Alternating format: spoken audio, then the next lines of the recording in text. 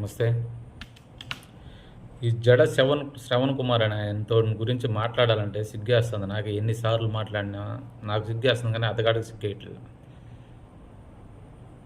ఆయన అంటాడు, పవన్ కళ్యాణ్ గారికి ఏం క్వాలిఫికేషన్ ఉంది, అందరి చేత అధికారుల చేత సెల్యూట్ కొట్టించుకుంటున్నాడు, 10th క్లాస్ చదువుకొని ఆయన అంటున్నాడు. నువ్వు న్యాయమూర్తిగా జడ్జిగా చేసి నువ్వు పీకిందేంది? నీ డ్యూటీ నువ్వు జడ్జిగా సక్రమంగా చేస్తుంటే నేను సస్పెండ్ ఎందుకు చేసేవాళ్ళు? నీ డ్యూటీ నువ్వు సక్రమంగా చేయక ఒక సస్పెండ్ అయిన ఎదవు నువ్వు, జడ్జి స్థాయిలో ఉండి సస్పెండ్ అయిన ఎదవు నువ్వు పవన్ కళ్యాణ్ గారి గురించి మాట్లాడతావా? పవన్ కళ్యాణ్ గారు 100 కోట్లు 200 కోట్లు ఖర్చు పెట్టి పిఠాపురంలో గెలిచారు అంటున్నావు. నీ దగ్గర ఏమైనా ఆధారాలు ఉన్నాయా? ఉంటే బయట పెట్టు. అక్రమంగా ఖర్చు పెట్టుంటే, అక్రమమైన సంపాదన తెచ్చి ఖర్చు పెట్టుంటే నువ్వు రుజువు చెయ్యి. ఎందుకు చేయవు? అసలు రాజ్యాంగం తెలుసా నీకు? మాట్లాడితే నేను దళితుడిని అంటున్నావు. దళితుడైన అంబేద్కర్ గారు రచించిన రాజ్యాంగం నీకు తెలుసా? ఒకసారైనా చదివావా నీ ముఖానికి? పవన్ కళ్యాణ్ గారు 100 సార్లు చదువుంటారు. నువ్వు ఒక్కసారైనా చదివావా?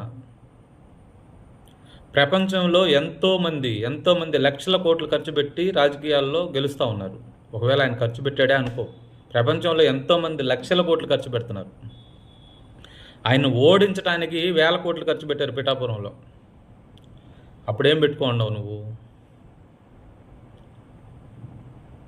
ఏం మాట్లాడుతున్నావు అసలు? ఆయనకి డిప్యూటీ పదవి అనేది ప్రజలు నిర్ణయించారు. దాన్ని ఆయన తెచ్చుకుంది కాదు, ప్రజలు నిర్ణయించారు. నువ్వు ప్రజల్లోకి నువ్వు ఎంత చదివి నువ్వు పీకిందేంది? నువ్వు ఎక్కడన్నా పోటీ చేసి గెలిచావా? నువ్వు ఒక పార్టీ పెట్టినంత మాత్రాన నీకేమన్నా కొమ్ములు వచ్చినాయా నోటుకు వచ్చినట్టు మాట్లాడటానికి? పవన్ కళ్యాణ్ గారి వైపు దేశం మొత్తం చూస్తుంది. బొక్కడాగాడి నువ్వు మాట్లాడుతున్నావు ఎందుకు అనవసరంగా? దేశం మొత్తం పవన్ కళ్యాణ్ గారి వైపు చూస్తుంది. నీ వైపు ఎవరు చూస్తున్నారు? నీ వెనక ఒక 4 తొట్టిగా కూర్చొని ఉన్నారు అంతే.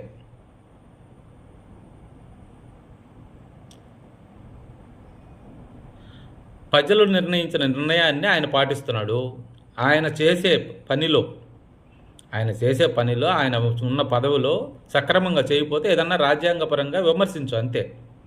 కుటుంబ చక్కెరలో ప్యాంట్ ఇప్పేసుకున్నాడు, బాత్రూంలో డ్రాయర్ ఇప్పేసుకున్నాడు, నువ్వు మాట్లాడేది? నీకు కావాల్సింది? చదువుకున్నావు నువ్వు చదువుకున్నానని పెద్ద పుడింగ్లాగా మాట్లాడుతున్నావు. నీ అన్ని దొంగ సర్టిఫికేట్లు అయి ఉంటాయని నాకు డౌట్. ఇప్పుడు నీకు అసలు ఏమీ తెలియని వాడి నువ్వెట్ట జడ్జి అయ్యావు? నువ్వెట్ట న్యాయమూర్తి అయ్యావు? చూడండి శ్రవణ్ కుమార్ గారు, మీరు అనవసరంగా ఇలాంటి పనికిమాలను మాట్లాడి మా చేత తిట్టించుకునే పరిస్థితి తెచ్చుకోవద్దు. మీరు గౌరవంగా ఉంటే మేము గౌరవంగా ఉంటాం. పవన్ కళ్యాణ్ గారి జోలికి రావద్దు. ఎన్నిసార్లు చెప్పినా వస్తూనే ఉంటారు. మీరు ఒక పార్టీ పెట్టున్నారు కాబట్టి రాజ్యాంగపరంగా ఆయన ఏమన్నా చేసే పనులు సక్రమంగా చేయకపోతే అప్పుడు మాట్లాడండి, అంతవరకే. అర్థమైందా? ఇంకనైనా మీరు కామ్గా ఉంటే మీ విలువ కాపాడుకుంటారు.